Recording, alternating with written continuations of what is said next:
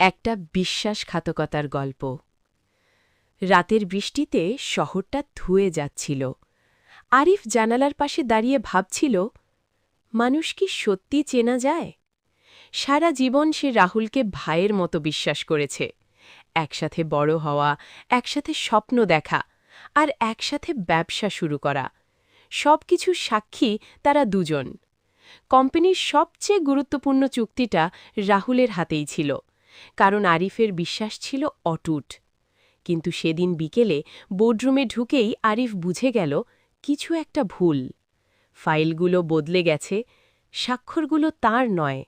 আর রাহুল, সে চোখে চোখ রাখছে না। সত্যটা বেরোতে বেশি সময় লাগেনি। রাহুল গোপনে প্রতিদ্বন্দ্বী কোম্পানির সাথে চুক্তি করেছে, বিনিময়ে টাকা আর ক্ষমতা। তাদের স্বপ্ন, যেটা একদিন দুজনে মিলে এঁকেছিল, সেটাই সে বিক্রি করে দিয়েছে।